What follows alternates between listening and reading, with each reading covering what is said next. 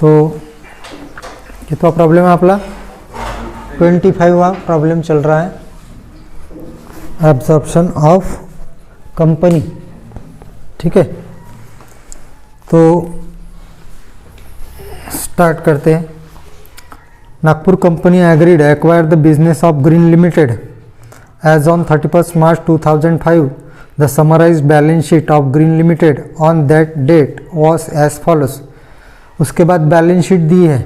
यहाँ पे परचेसर कौन और सेलर कौन है, तो नागपुर कंपनी जो है वो परचेसर और ग्रीन है सेलर। उसके बाद दी है बैलेंस शीट, है ना।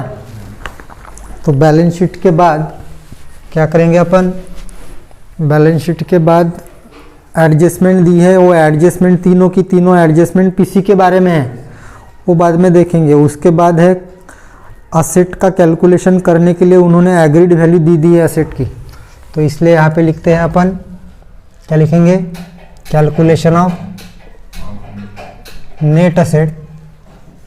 कैलकुलेशन ऑफ नेट असेट किसके लिए, फॉर सेलर कंपनी जो है उसके लिए। तो कौन कौन है सेलर, ग्रीन, ग्रीन लिमिटेड। तो ग्रीन लिमिटेड का नेट असेट कैलकुलेट करेंगे। उसके लिए यहाँ पे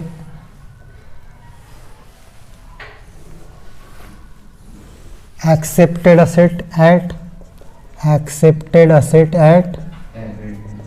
agreed value, at agreed value. और यहाँ पे क्या लिखेंगे, amount in rupees, amount in rupees. यहाँ पे लिखेंगे accepted external liability, accepted external liability. Accepted external छोटा भी लिखा तो चलता है। और यहाँ पे लिखेंगे अमाउंट इन रुपीस। तो एडजस्टमेंट पढ़ते हैं।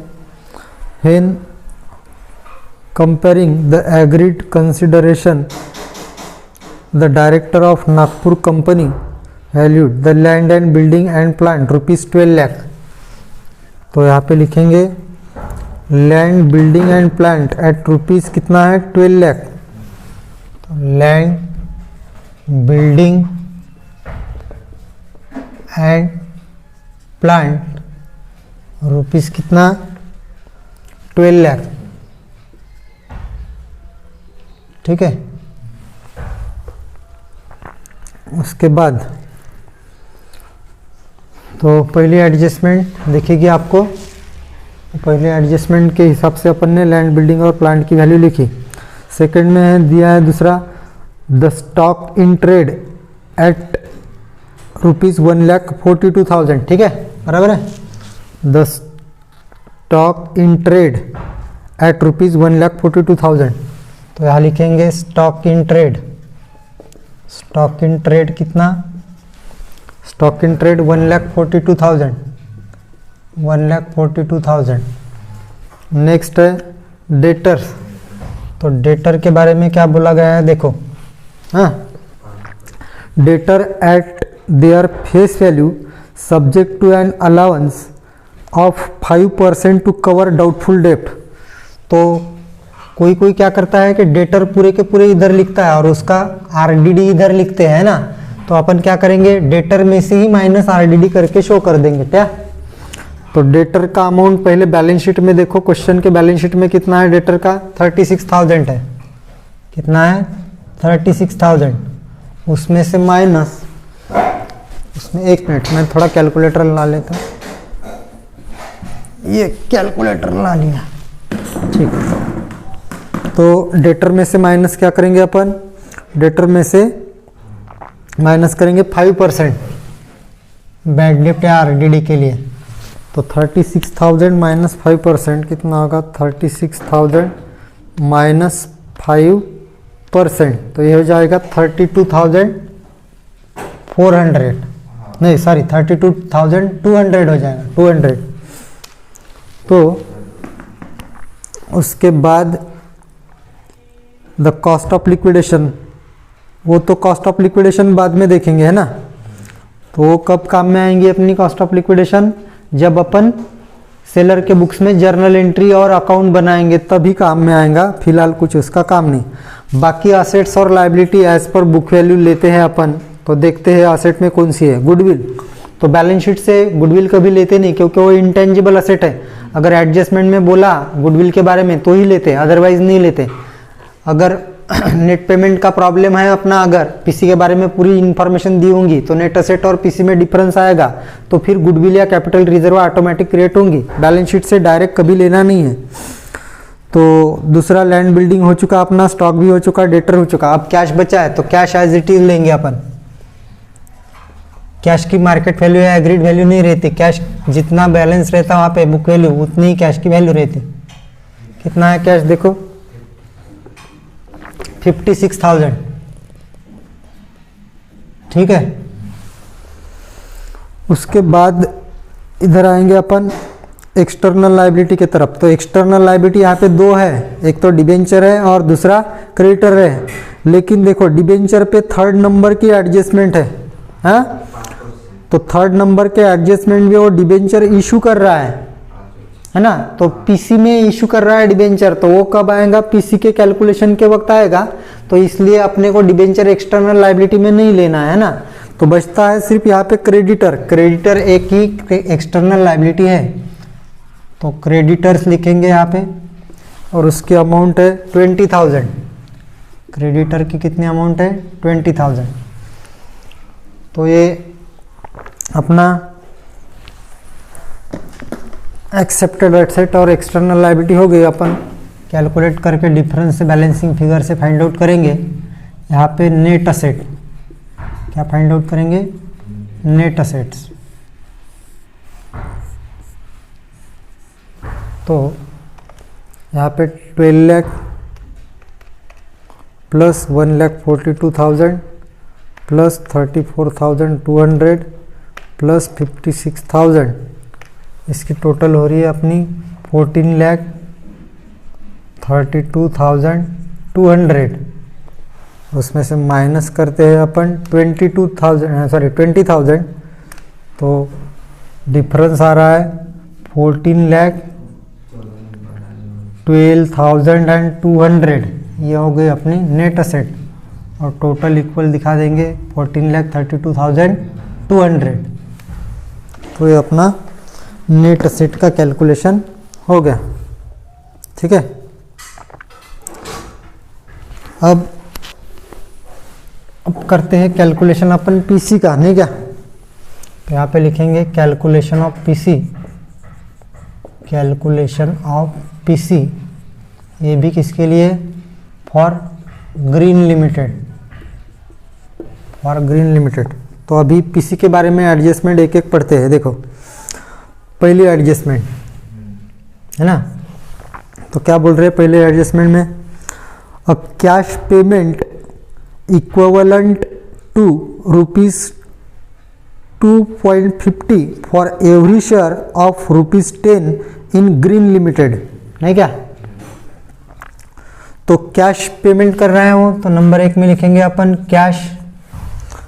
तो यहाँ पे नंबर ऑफ शेयर कितने हैं, तो नंबर ऑफ शेयर देखो आप बैलेंस शीट में, तो 6 लाख शेयर है और 10 रुपीज़ का एक शेयर है। इसका मतलब डिवाइड अगर करेंगे अपन 6 लाख डिवाइड बाय 10 तो कितना हो जाएगा, 6 लाख डिवाइड बाय 10 करेंगे तो 60,000 हो जाएगा, नहीं क्या। तो 60,000 शेयर है और हर शेयर को कितना कैश पे कर रहा है वो, 2.50। तो मल्टीप्लाइड बाय करेंगे 2.50, है ना। तो कितना आ जाएगा, तो यह आएगा आपका 1,50,000। कितना आएगा, 1,50,000, ठीक है। तो 1,50,000 कैश हो गया। उसके बाद में देखते हैं सेकंड एडजस्टमेंट की तरफ। हाँ, सेकंड एडजस्टमेंट में पढ़ते हैं, the issue of 90,000 share of ₹10 is fully paid in Nagpur company limited having market value of ₹15 पर शेयर। तो ये शेयर जो है वो प्रीमियम पे इशू हो रहा है, क्योंकि 10 रुपये का एक शेयर है और 15 पे वो इशू कर रहा है, इसका मतलब 5 रुपीज़ ईच शेयर प्रीमियम है। तो यहाँ पे दिखाएंगे अपन 90,000 शेयर ऑफ ₹10 ईच। तो यहाँ पे पहले इनर कॉलम में दिखाएंगे अपन 9 लाख, इनर कॉलम में कितना दिखाएंगे 9 लाख, और यहाँ पे दिखाएंगे उसमें प्लस करते हैं share premium, share premium, share premium है ना, कितना है 5 रुपीज़ शेयर प्रीमियम। तो इसको कैसा निकालेंगे अपन 90,000 multiplied by 5 is equal to कितना होगा 4,50,000, 4,50,000। तो ये 5 कैसा है दिखाना होगा, तो 15 रुपये का एक शेयर है ना, और उसकी मार्केट वैल्यू कितनी है, हाँ सॉरी मार्केट वैल्यू 15 है और उसका फेस वैल्यू है 10 रुपये है, इसका मतलब 5 रुपये उसका क्या है, ये प्रीमियम है। ठीक है, तो इन दोनों की टोटल करके जो अमाउंट आएगी वो आएगी आपकी 13,50,000।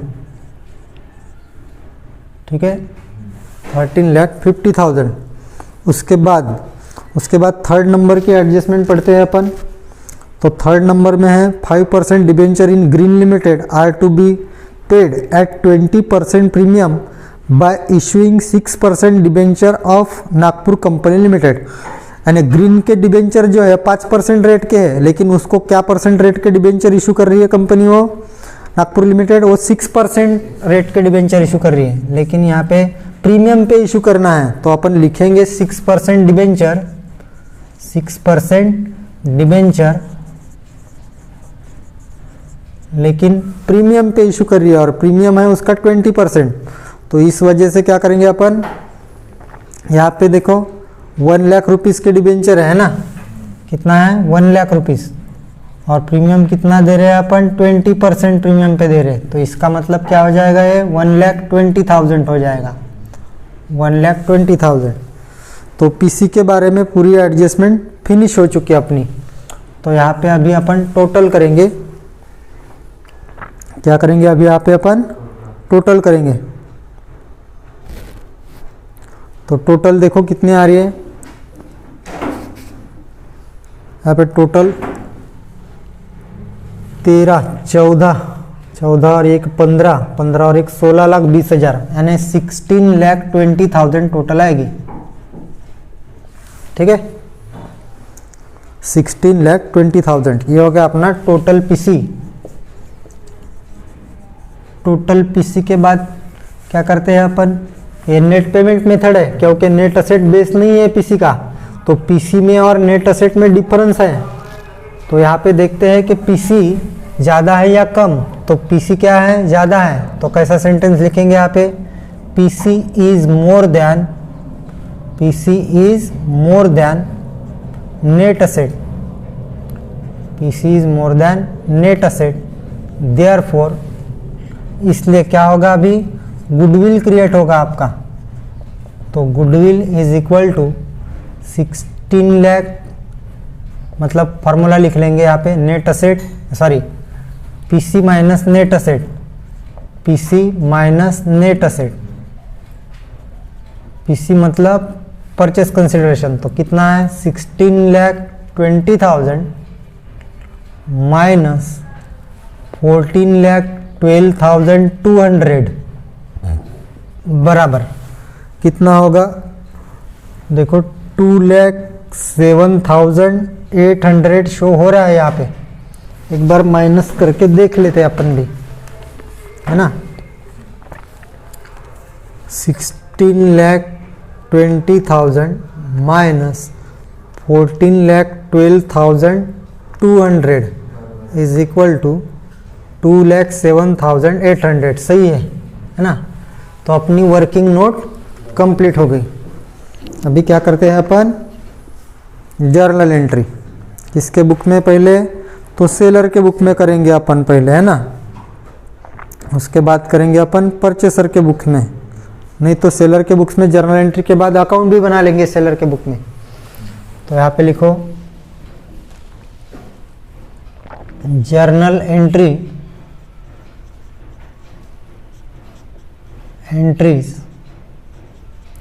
इन द बुक्स ऑफ सेलर। क्या नाम है सेलर का? Journal entry in the books of green है ना, इन the books of Green limited. Journal entries in the books of Green limited. ठीक है,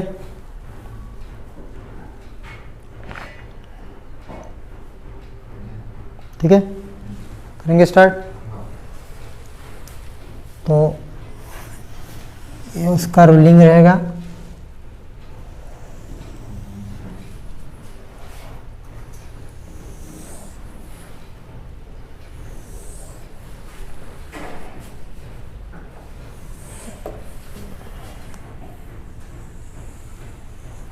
यहाँ पे लिखते हैं अपन सीरियल नंबर, उसके बाद पर्टिकुलर,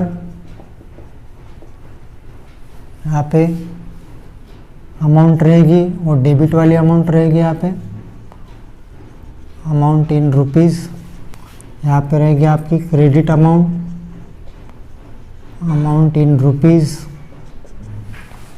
और ये हो गया आपका रूलिंग। ठीक है,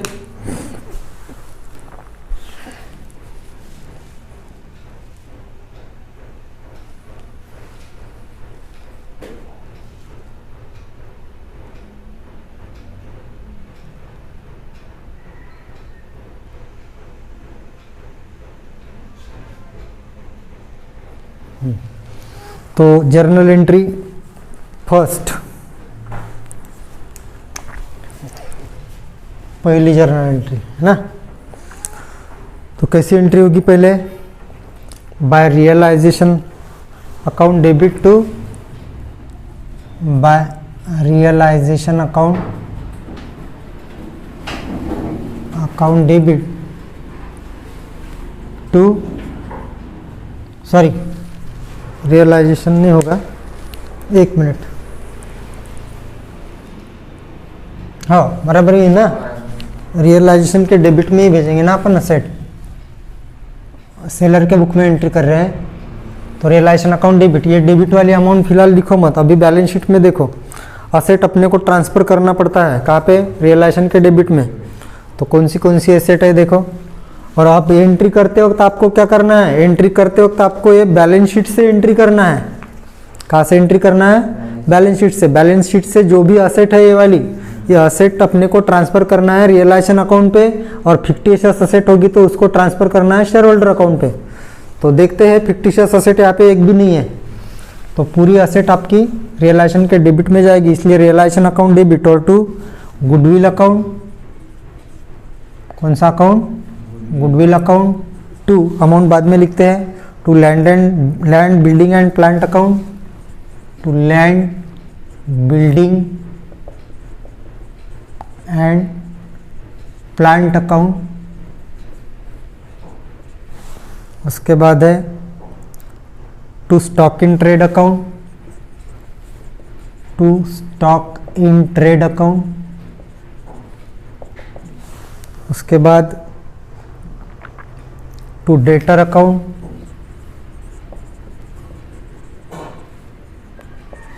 टू डेटर अकाउंट। उसके बाद टू कैश अकाउंट। अब लिखते हैं अपन अमाउंट। तो अमाउंट है यहाँ पे, गुडविल की अमाउंट है 1,60,000, 1,60,000। नेक्स्ट है 6,40,000, 6,40,000। उसके बाद 1,68,000। नेक्स्ट है 36,000 डेटर की अमाउंट है। उसके बाद कैश है 56,000। तो ये अपन ने कहाँ से अमाउंट लिखी और एंट्री बैलेंस शीट से की, वहां से नहीं किया। तो असेट हो गई। अब बढ़ते हैं अपन लायबिलिटी के तरफ। तो लायबिलिटी अपन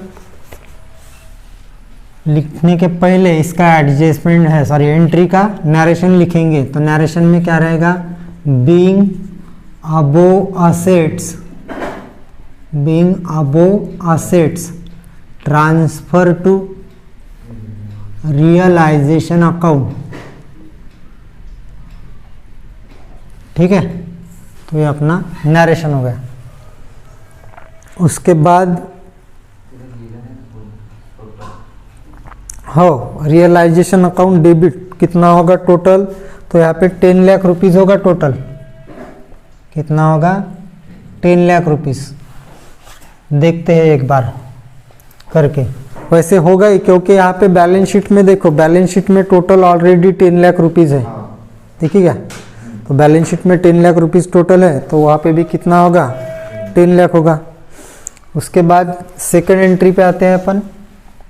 तो सेकंड एंट्री में जो लायबिलिटी है, हाँ, इस लायबिलिटी को ट्रांसफ़र करेंगे अपन, जो एक्सटर्नल है उसको करेंगे रियलाइजेशन अकाउंट पे ट्रांसफ़र। तो एक्सटर्नल लायबिलिटी में दो है, डिबेंचर और क्रेडिटर, लेकिन डिबेंचर में एडजस्टमेंट होने की वजह से, डिबेंचर इशू कर रही है कंपनी, तो इस वजह से अपन डिबेंचर को डिबेंचर होल्डर अकाउंट पे ट्रांसफ़र करेंगे। तो बचती है एक ही एक्सटर्नल लायबिलिटी। तो इसके लिए एंट्री करो by creditors account debit, by creditors account debit और टू रियलाइजेशन अकाउंट।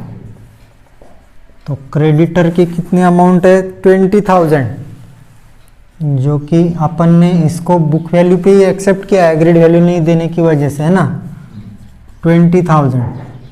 नरेशन में क्या लिखेंगे, being external liabilities transfer to realisation account, नहीं क्या, तो ये हो गया उसका नरेशन। नेक्स्ट फिर अपन डिबेंचर होल्डर को डिबेंचर होल्डर अकाउंट पे ट्रांसफ़र करेंगे। तो यहाँ पे 5% डिबेंचर 1 लाख रुपीज़ है, तो एंट्री कैसे होगी, by 5% debenture account debit, by 5% debenture account debit. कितना है, 1 लाख रुपीज़, 1 लाख, और to debenture holder account credit, debenture holder account credit 1 lakh. उसके बाद नरेशन लिखेंगे, being debenture transfer to debenture holder account. ठीक है, ये हो गया उसका नरेशन। अब क्या बचती है, अब बचती है बाकी इंटरनल लायबिलिटी। तो क्या क्या है देख लो। इंटरनल लायबिलिटी में है शेयर कैपिटल है, दूसरा जनरल रिजर्व है, तीसरा प्रॉफिट एंड लॉस है। तो ये सारी इंटरनल लायबिलिटी कहाँ पे भेजेंगे अपन, शेयर होल्डर अकाउंट के क्रेडिट साइड में, नहीं क्या। तो इसलिए अपन एंट्री करते हैं 4th नंबर वाली।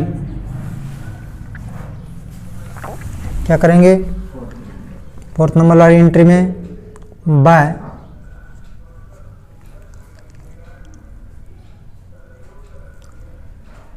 शेयर कैपिटल अकाउंट डेबिट, उसके बाद बाय जनरल रिजर्व अकाउंट, ये भी डेबिट होगा। उसके बाद by profit and loss account, bye profit and loss account भी डेबिट होगा। उसके बाद हो गई इंटरनल लायबिलिटी, फिनिश हो गई, 3 ही है। किसको भेजेंगे अपन, शेयर होल्डर अकाउंट को भेजेंगे इसको, है ना, इसलिए to share holder account, to share holder account. तो यहाँ पे कितना कितना अमाउंट है, यहाँ पे 6 लाख है शेयर कैपिटल। उसके बाद जनरल रिजर्व है 1,70,000, 1,70,000। उसके बाद प्रॉफिट एंड लॉस अकाउंट है 1,10,000। ठीक है, तो ये तीनों की टोटल कितनी हो जाएगी? 6 + 1 7, 7 + 1 8, 8,80,000 होगा। कितना होगा? 8,80,000। ठीक है, तो क्या करेंगे अभी अपन? नरेशन लिखेंगे, देख लेता हूँ बराबर है। वो आगे पीछे एंट्री करते हैं बुक्स में, अपन अपने हिसाब से करते हैं, है ना। तो यहाँ पे बीइंग इंटरनल, या तो अबोव लिख सकते हैं आप। अबोव मतलब वरील, ऊपर दी गई। Being above internal liabilities transfer to, कहाँ ट्रांसफर किया अपन ने उसको? Share holder account. Share holder account. तो ये हो गई अपनी 4th नंबर की एंट्री। ठीक है, हो गया लिखना यहाँ तक? हटा दो इसको। 4th नंबर तक एंट्री होगी। उसके बाद एंट्री करेंगे अपन 5th नंबर वाली, नहीं क्या? तो 5th नंबर में क्या एंट्री करेंगे? बिजनेस सोल्ड की करेंगे। यहाँ पे हटा देता हूँ, हाँ, इसको हटा देते हैं।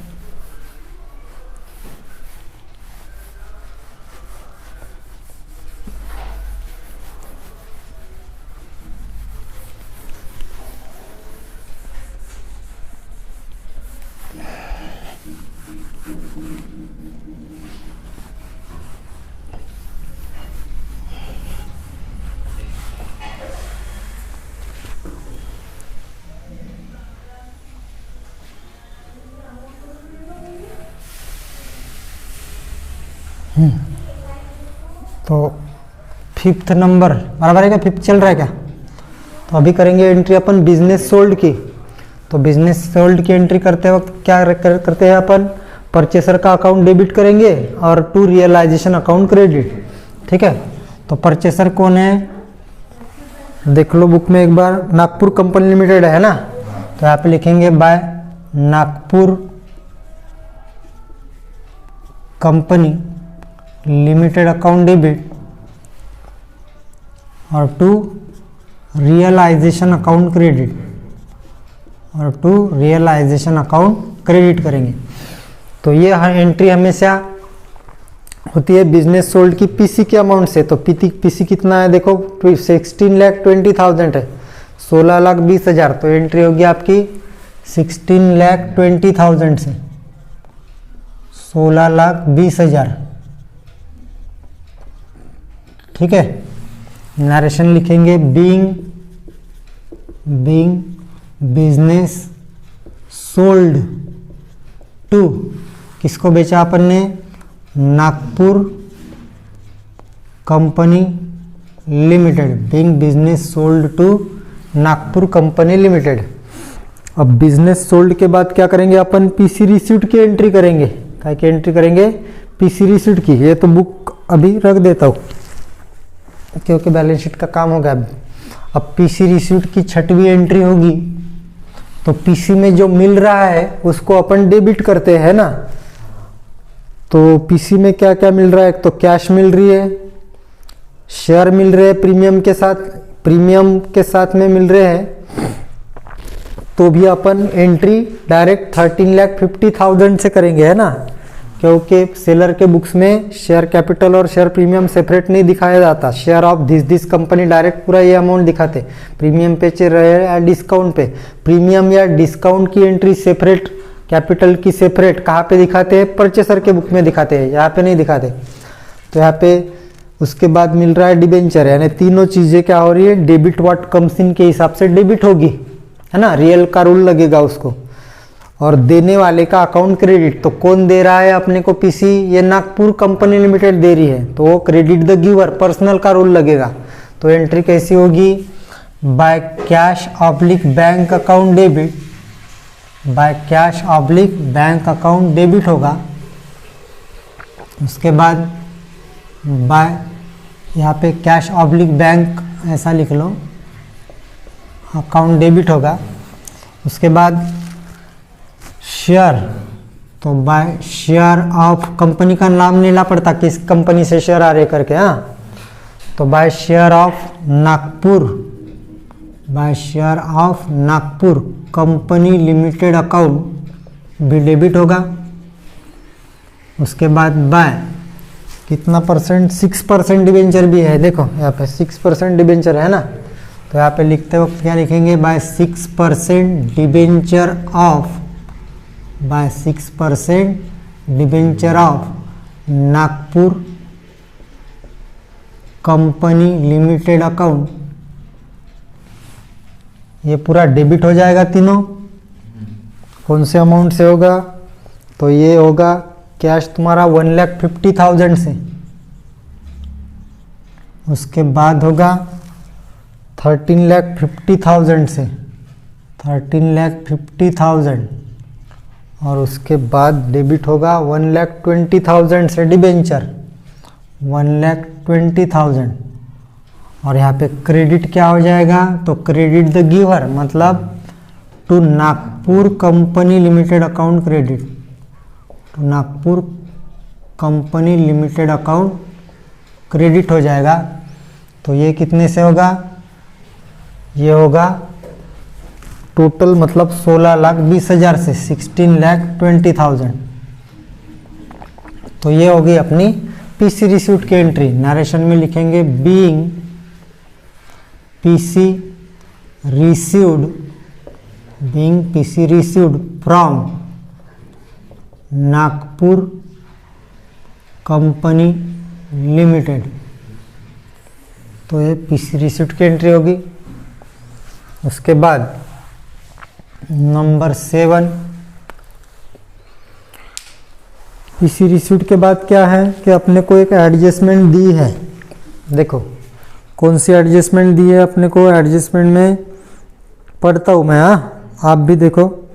The cost of liquidation of Green Limited came ₹5,000, ठीक है। तो ग्रीन के इसमें कितना लिक्विडेशन एक्सपेंस है, 5,000 हो रहा है, तो उसकी एंट्री करना पड़ेगा। तो उसकी एंट्री कैसी करेंगे अपन, by realisation account debit to cash oblique bank, तो यहाँ पे लिखो by realisation account debit 5,000 rupees, और टू बैंक अकाउंट, कैश या बैंक लिख सकते हैं आप, cash oblique bank account credit होगा 5,000। नरेशन में क्या लिखेंगे, नरेशन में लिखेंगे बीइंग पेमेंट ऑफ, क्या नाम है, रियलाइजेशन या लिक्विडेशन, देख लो एडजस्टमेंट में एक बार लिक्विडेशन बोला गया है ना, तो उसी का मीनिंग होता है realisation expense, liquidation expense, winding up expense या डिसोल्यूशन एक्सपेंस, ये सब नाम एक ही है, लेकिन जहाँ तक जैसा नाम दिया वैसा ही लिखेंगे सेम टू सेम। तो being payment of liquidation expense,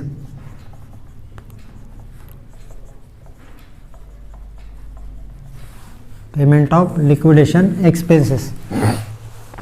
तो उसके बाद क्या करेंगे अभी, उसके बाद अपने को डिबेंचर इशू हुए है डिबेंचर होल्डर के लिए, देखो तो ये डिबेंचर अपन डिबेंचर होल्डर को दे देंगे। अपनी पीसी रिसीव्ड में डिबेंचर की एंट्री आई है, डिबेंचर भी इशू हुए हैं, तो अभी क्या करेंगे अपन, डिबेंचर होल्डर को डिबेंचर दे देंगे। तो उसके लिए कैसी एंट्री होगी, डेबिट द रिसीवर, यानी डिबेंचर होल्डर अकाउंट डेबिट होगा। एंट्री करो by debenture holder account debit, by debenture holder account debit, और टू यहाँ पे लिखेंगे 6% debenture of, 6% debenture of Nagpur, shortcut में लिखूं, company limited account, Nagpur company limited account. तो कितना देंगे अपन उसको, 1,20,000, 1,20,000, 1,20,000। ओके, तो अब नरेशन लिखेंगे, being debenture of Nagpur company limited given to debenture का डी कैपिटल लिख सकते हैं, holder, being debenture of Nagpur company limited given to debenture holder. तो उसके बाद अब देखो डिबेंचर पे क्या है, अपना प्रीमियम पे इशू है डिबेंचर, इसीलिए उसका प्रीमियम की वजह से डिफरेंस आएगा 20,000 डिबेंचर होल्डर अकाउंट पे। तो 20,000 प्रीमियम के वजह से डिफरेंस आएगा, तो वो प्रीमियम कभी भी रियलाइजेशन के डेबिट में ट्रांसफर करना पड़ता है, तो इसलिए उस 20,000 की एंट्री जो होगी रियलाइजेशन के डेबिट में जाएगी, इसलिए अपने को एंट्री करना पड़ेगा 9th नंबर वाली,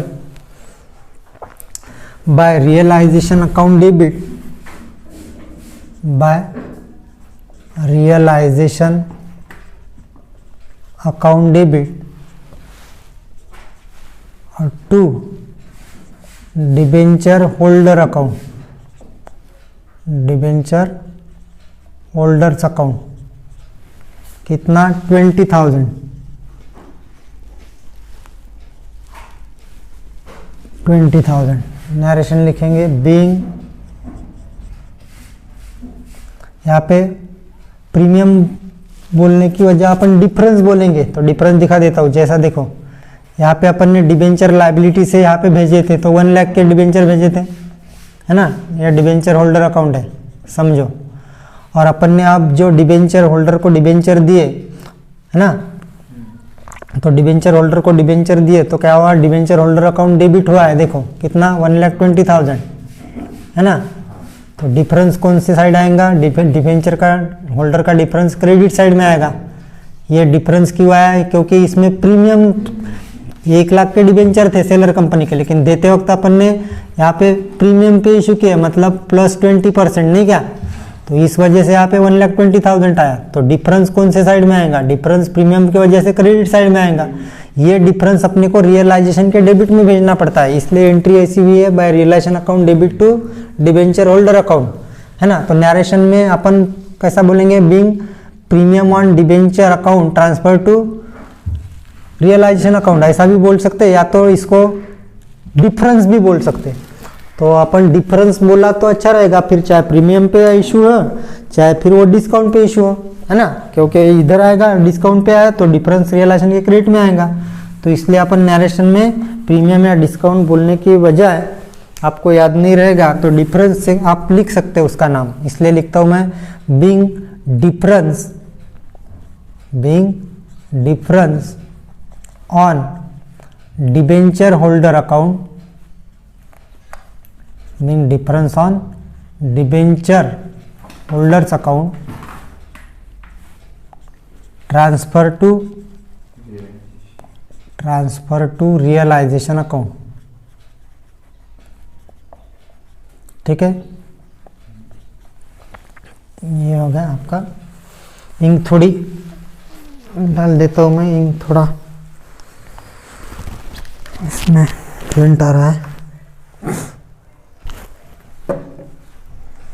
इतना लिख लो, इसको हटा देता हूँ फिर, ताकि नेक्स्ट अपनी एंट्री आना चाहिए उसमें, नहीं क्या।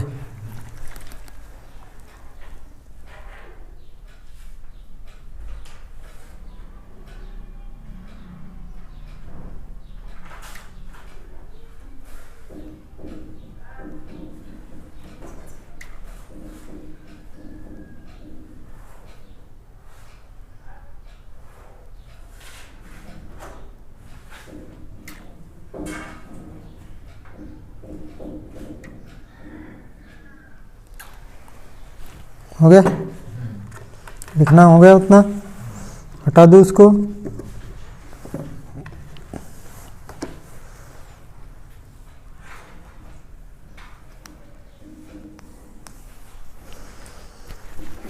ठीक है, इसको हटा देते हैं।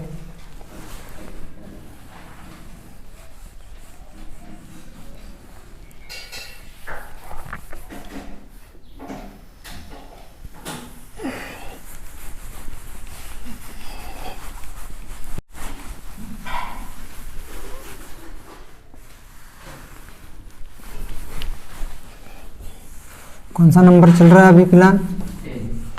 9 तक हो गई अपनी एंट्री। लिखो फिर नंबर 10।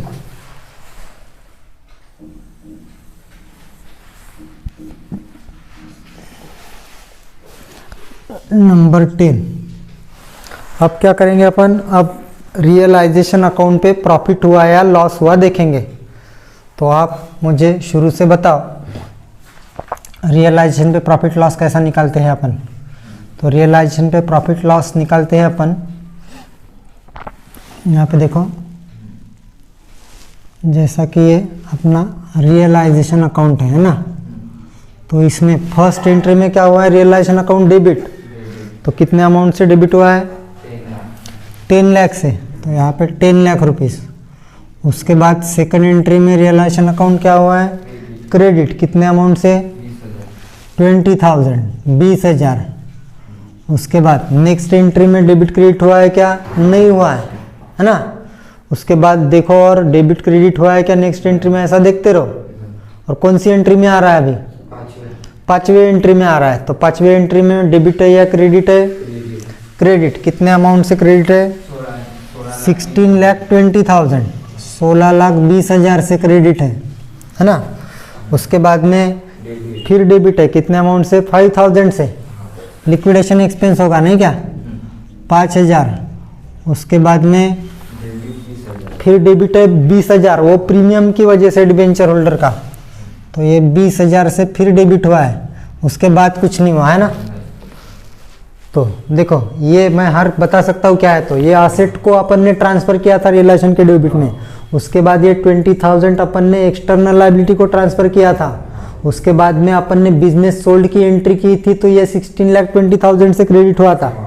उसके बाद ये लिक्विडेशन एक्सपेंस का पेमेंट किया 5,000, उससे डेबिट हुआ है रियलाइजेशन अकाउंट। और उसके बाद डिबेंचर होल्डर पे जो डिफरेंस था प्रीमियम की वजह से, वो है 20,000 ट्रांसफर किए थे अपन ने ना। तो अभी जितना भी डिफरेंस आएगा, कौन से साइड आएगा? यहाँ पे ज़्यादा दिख रही है टोटल मुझे, कितना? 16,40,000 टोटल हो रही है ये, 16,40,000। उसमें से माइनस करते हैं अपन 10,25,000, नहीं क्या? तो कितना डिफरेंस आएगा? ये आएगा 10,25,000। तो यहाँ पे आएगा 6,15,000। कितना आएगा? 6,15,000 डिफरेंस आ रहा है। तो ये किसके अकाउंट में जाएगा? यह जाएगा शेयर होल्डर अकाउंट के। किसके अकाउंट में जाएगा? शेयर होल्डर अकाउंट में। तो इसको अपन क्या बोलेंगे? प्रॉफिट है ये, नहीं क्या? उधर आया रहता डिफरेंस तो लॉस हुआ रहता। और टोटल टैली ऐसे अपना बैलेंसिंग फिगर से फाइंड आउट किया अपन ने। तो एक बार देख लेता हूँ मैं कि रियलाइजेशन अकाउंट में सही में प्रॉफिट उतना अपने इतना आया है क्या? 6 लाख हो।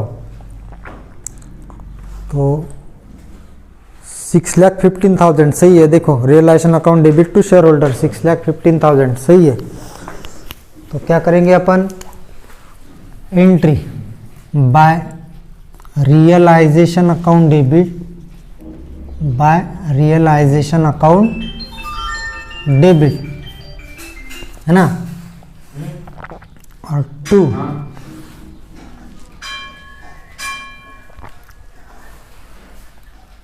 Share holder account credit, 2 share holders account credit. कितना amount? 6,15,000।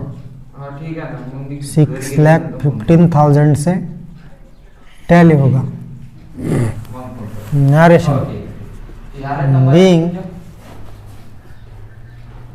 Profit on realisation account, being profit on realization account transfer to shareholder account।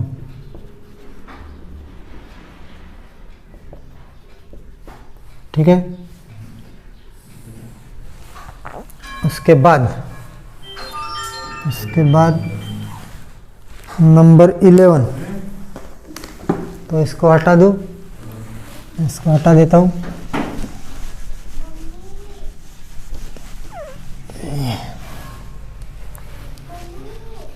तो इसमें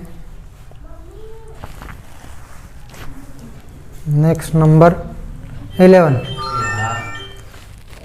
तो यहाँ पे देखो, अब लास्ट वाली एंट्री कौन सी होगी अपनी, यहाँ से जो शेयर आए हैं अपने पास पीसी में, वो शेयर होल्डर को देना है, और कैश भी जो है वो कैश भी अपन किसको देंगे, शेयर होल्डर को। तो कैश, लेकिन 1,50,000 उधर से कैश आई है, उन्होंने तो अपनी कैश एक्सेप्ट कर ली थी, अपने पास से तो चली गई, लेकिन वहाँ से पीसी में आई थी 1,50,000 कैश। उसमें से क्या किया अपन ने, लिक्विडेशन एक्सपेंस का पेमेंट किया 5,000, तो अभी कितनी बचेगी, 1,45,000 ही बचेगी, तो वो शेयर होल्डर को दे देंगे और ये शेयर भी दे देंगे। तो उसके लिए एंट्री करेंगे अपन, लास्ट वाली एंट्री रहेगी वाली, by share holder account debit, by share holder account debit, और to share of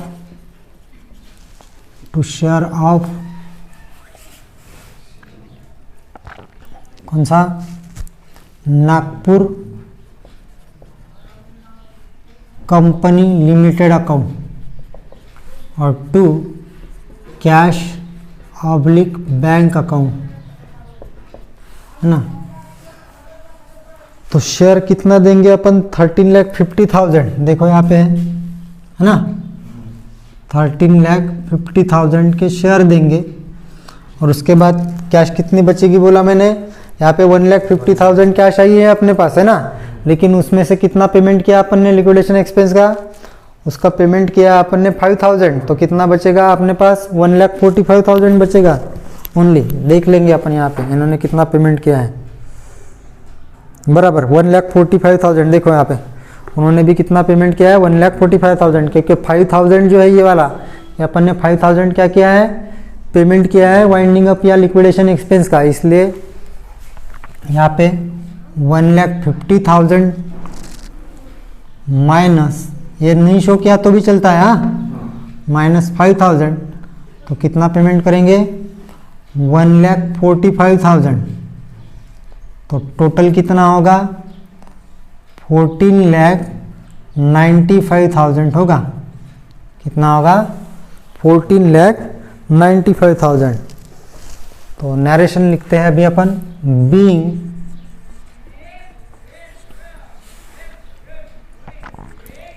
share of Nagpur company limited, shortcut में नागपुर लिखा मैंने, हाँ, एन करके dot, being share of N company limited, N मतलब Nagpur company limited, and balance of cash, balance of cash यानी cash का balance है ना, गिवन टू, गिवन मतलब देना, किसको, टू मतलब किसको देंगे, तो अपन देंगे टू शेयर होल्डर, हो गया।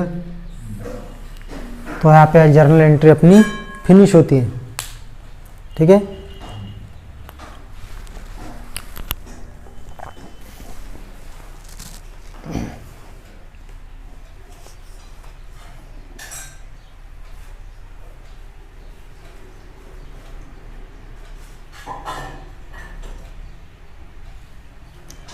हो गया इतना लिखना,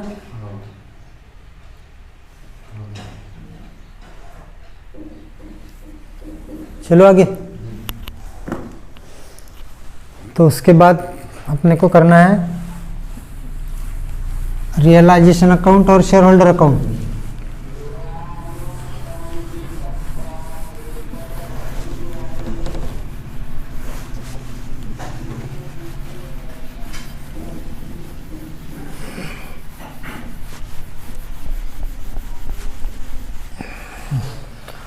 तो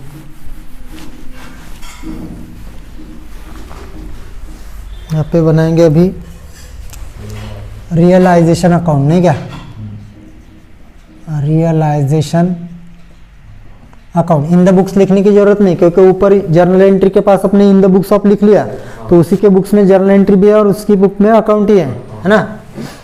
लिखना होगा तो लिख सकते हैं रियलाइजेशन अकाउंट, क्योंकि वो बुक सेलर का ही चल रहा है फिलहाल, है ना। और रियलाइजेशन अकाउंट और शेयर होल्डर अकाउंट सेलर की बुक में बनता है। तो रियलाइजेशन अकाउंट का रोलिंग, ये आधा पेज रोलिंग कर लो उसका।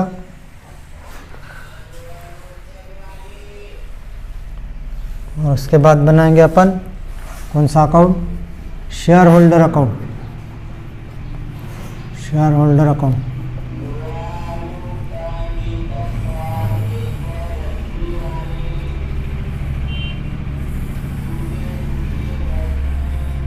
आपका शेयर होल्डर अकाउंट,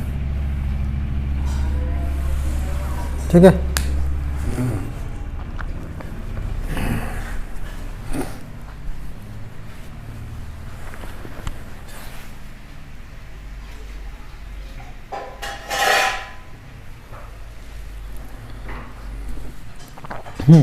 चलेंगे आगे।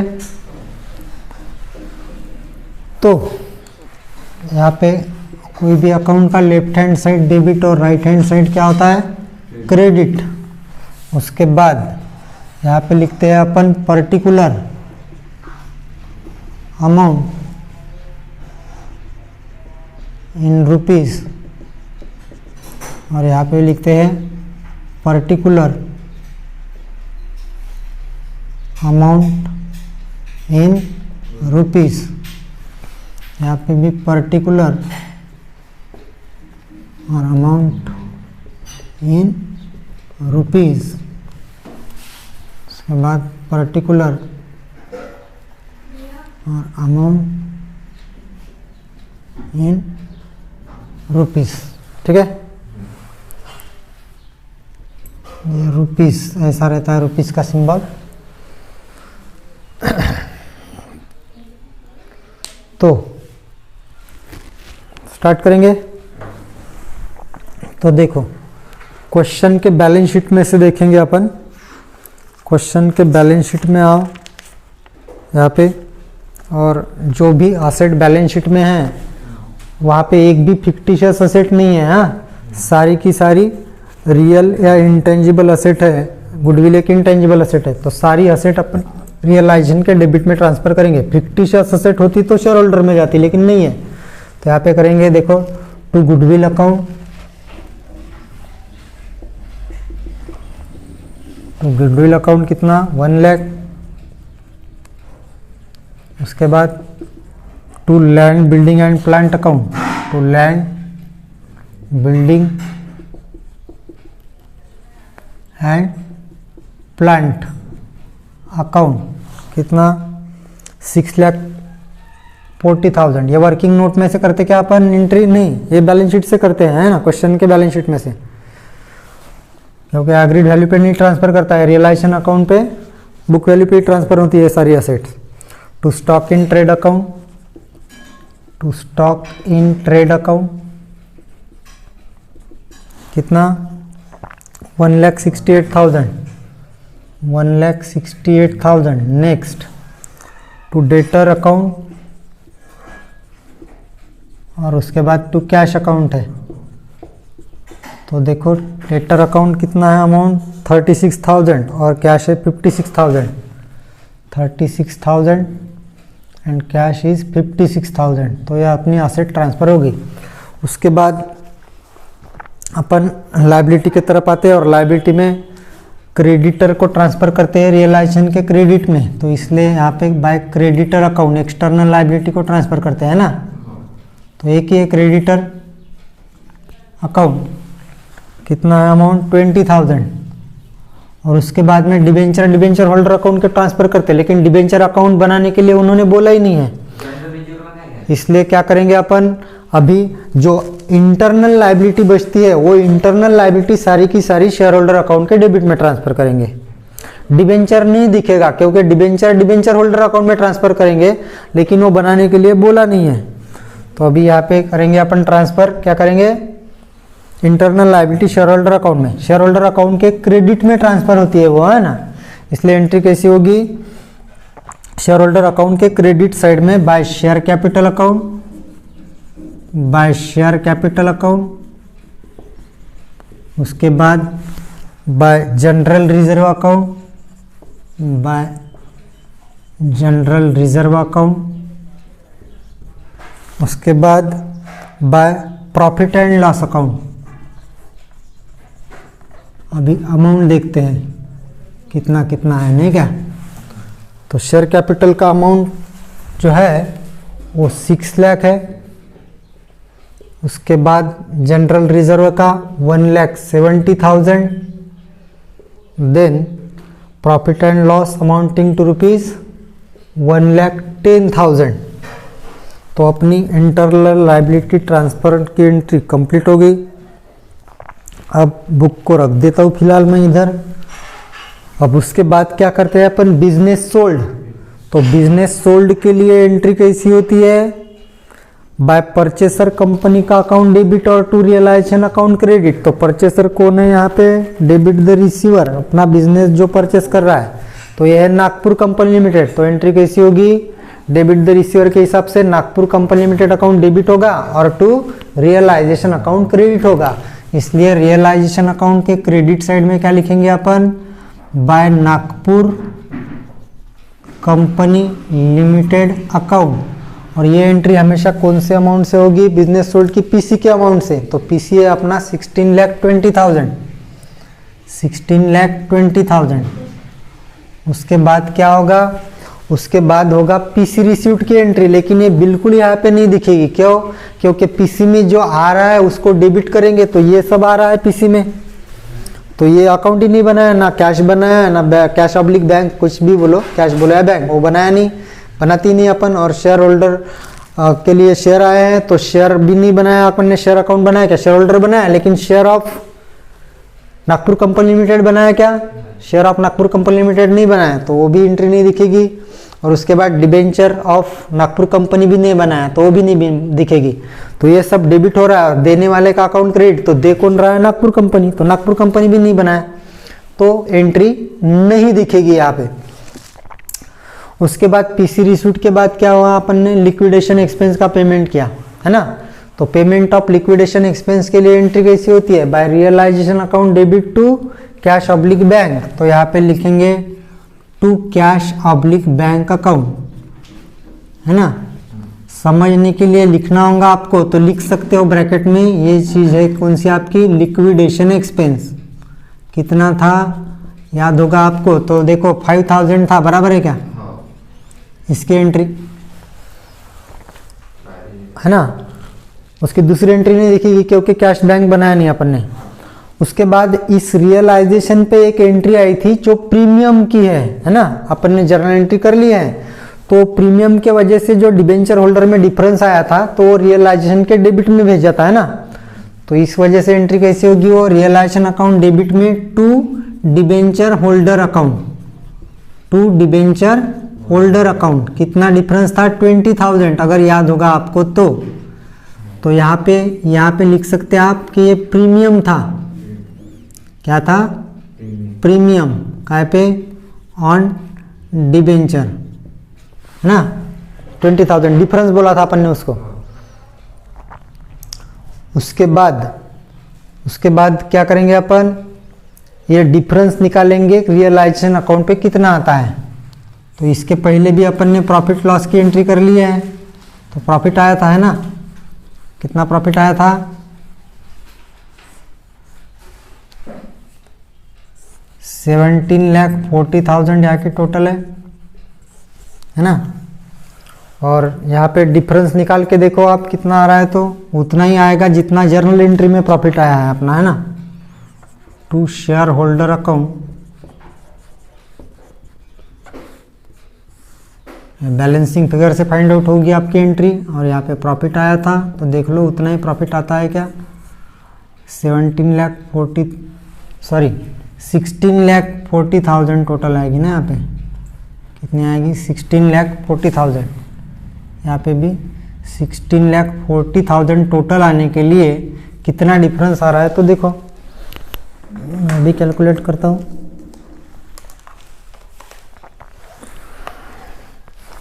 तो 16,40,000 में से माइनस क्या करेंगे अपन, ये टोटल कर लेते हैं तो 7,40,000, तो माइनस 7,40,000, उसके बाद माइनस 1,68,000, उसके बाद माइनस 36,000, उसके बाद माइनस 56 और 5 61,000 कर लो डायरेक्ट, 61 और ये 20 मतलब 81,000 कर लेता हूँ डायरेक्ट। हाँ, माइनस 81,000 इक्वल टू, देखो 6,15,000 आया था क्या इसके पहले, 6,15,000 प्रॉफिट आया था क्या रियलाइजेशन पे, जर्नल एंट्री में देखो आप आया था। हाँ, कितने नंबर की, 10वें नंबर की। और यहाँ पे भी देखो 6,15,000 प्रॉफिट आया है, दिखा बराबर, अपना भी आया है उतना, और बुक एज पर बुक में भी आया है 6,15,000। तो ये प्रॉफिट कहाँ पे जाएगा, अपना शेयर होल्डर अकाउंट पे ट्रांसफ़र होगा। तो शेयर होल्डर अकाउंट पे ट्रांसफ़र होगा तो एंट्री कर कैसी होती है, बाय रियलाइजेशन डेबिट हुआ और शेयर होल्डर क्रेडिट, इसलिए शेयर होल्डर अकाउंट के क्रेडिट में क्या लिखेंगे, by realisation account, by realisation account. कितना यहाँ पे 6,15,000 नहीं क्या, और लास्ट में क्या करते हैं अपन, शेयर होल्डर को शेयर और बैलेंस कैश दे देते हैं। तो एंट्री कैसे करेंगे, share holder account debit to share of कौन सा, Nagpur company limited account, N company limited account मतलब नागपुर कंपनी लिमिटेड अकाउंट, और to cash oblique bank account. तो यहाँ पे शेयर कितना देंगे अपन, 13,50,000 का, 13,50,000, और उसके बाद क्या देंगे अपन, 1,50,000 नहीं दे सकते, कितना देंगे अपन, यहाँ पे देंगे अपन 1,45,000। अब 1,45,000 क्यों देंगे पता है, क्योंकि अपन ने क्या किया है, अपन ने पेमेंट किया है लिक्विडेशन एक्सपेंस का 5,000, तो इसलिए उसमें के 5,000 उसमें चले गए, तो बचे कितने 1,40,000। तो इसलिए यहाँ पे 1,45,000 ही कैश देंगे। 1,50,000 में से माइनस कितना हुआ, 5,000 लिक्विडेशन एक्सपेंस के पेमेंट का, सॉरी 5,000, तो इस वजह से यहाँ पे इतना है। और फिर अगर टोटल ये टैली होता है तो अपना प्रॉब्लम सही है। 14,95,000 टोटल आ रही है इधर की, उधर की भी उतनी आती क्या, तो देखो अगर आती होगी तो अपना सही है। कितना यहाँ पे 8,80,000 कर लेता हूँ, 8,80,000 उसमें प्लस है ना 6,15,000 इज इक्वल टू 14,95,000, सही है। 14,95,000 ये अगर टैली हो गया तो समझ लो कि अपना प्रॉब्लम सही है, ठीक है। अब किसके बुक में जर्नल एंट्री है, अब जर्नल एंट्री है परचेसर के बुक्स में, नहीं क्या, तो परचेसर के बुक्स में जर्नल एंट्री ओरली बता दूं, 2 ही एंट्री बची है परचेसर के बुक में, कितनी एंट्री बची है, 2। तो ओरली अगर बता देता हूँ तो लिख लोगे क्या आप घर में, हाँ,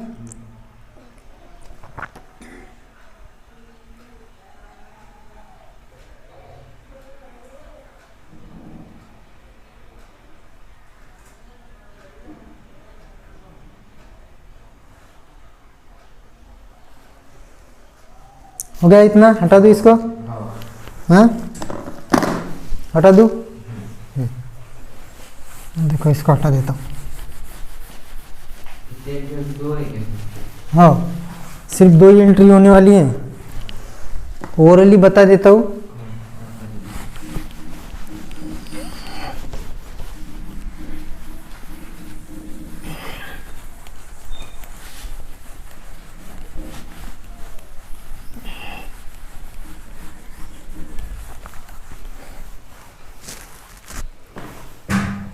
हाँ, ओरली सांगतो एंट्री कैसी होगी। जर्नल एंट्रीज क्या होगा, journal entries in the books of Nagpur company limited, bracket में लिखेंगे purchaser. Journal entry in the books of Nagpur company limited, bracket में क्या लिखेंगे, परचेसर। तो उसमें सीरियल नंबर, पर्टिकुलर और अमाउंट के 2 कॉलम होंगे। क्या होगा, सीरियल नंबर, पर्टिकुलर और अमाउंट के 2 कॉलम। तो उसमें पहली एंट्री कैसी होगी, पहली एंट्री होगी बिजनेस परचेस की। तो ये सारा डेबिट हो जाएगा। Land and building account debit 12 lakh, stock in trade account debit 1,42,000, debtor account debit 34,200, by cash oblique bank account debit 56,000। ठीक है, ये डेबिट होगा। ये डेबिट होने के बाद तुरंत क्या करेंगे अपन, पीसी के नीचे आएंगे और ये गुडविल अकाउंट को भी डेबिट कर लेंगे इतने अमाउंट से 2,07,800। ये डेबिट हो जाएगा। ये डेबिट होने के बाद टू क्रेडिटर अकाउंट क्रेडिट करेंगे 20,000, टू क्रेडिटर अकाउंट क्रेडिट 20,000। उसके बाद क्या करेंगे, टू ग्रीन लिमिटेड, ग्रीन ही है ना, देखो ग्रीन लिमिटेड है ना नाम किसका, सेलर का, सेलर का है ग्रीन लिमिटेड, बराबर। तो यहाँ पे ग्रीन लिमिटेड सेलर है, तो to Green limited account credit होगा। तो कितने अमाउंट से क्रेडिट होगा ग्रीन लिमिटेड अकाउंट, ये पीसी के अमाउंट से 16,20,000। नरेशन क्या लिखेंगे, being business purchase of Green limited, पहली एंट्री होगी। पहली एंट्री के बाद क्या होगी, दूसरी एंट्री, दूसरी एंट्री होगी पीसी देने की, पीसी का पेमेंट करेंगे, है ना। तो बीइंग पेमेंट ऑफ पीसी, है ना, बराबर है। तो पेमेंट करेंगे पीसी का। तो एंट्री कैसी होगी, एंट्री होगी एंट्री होगी by green limited account debit होगा। कौन सा, क्योंकि debit the receiver, green limited account debit होगा। कितने अमाउंट से डेबिट होगा, 16,20,000 से। और जो दे रहे हैं वो सब क्रेडिट हो जाएगा। तो क्या दे रहे हैं अपन, क्रेडिट होगा टू कैश अकाउंट क्रेडिट कितना, 1,50,000, टू share capital account credit 9 lakh. ये शेयर कैपिटल और शेयर प्रीमियम सेपरेट दिखाता है। टू शेयर कैपिटल के बाद क्या होगा, to share premium account credit 4,50,000 और टू 6% डिबेंचर अकाउंट क्रेडिट होगा 1,20,000। ठीक है। और नरेशन में क्या लिखेंगे, being payment of PC, being payment of PC to Green limited, being payment of PC to Green limited, ऐसी उसकी जर्नल एंट्री होगी। और ये परचेसर के बुक में जर्नल एंट्री के बाद अपना प्रॉब्लम होता है फिनिश। इसी के साथ आज का टॉपिक खत्म होता है। तो टाटा बाय बाय, वीडियो को थोड़ा बंद कर दो, बाय बाय।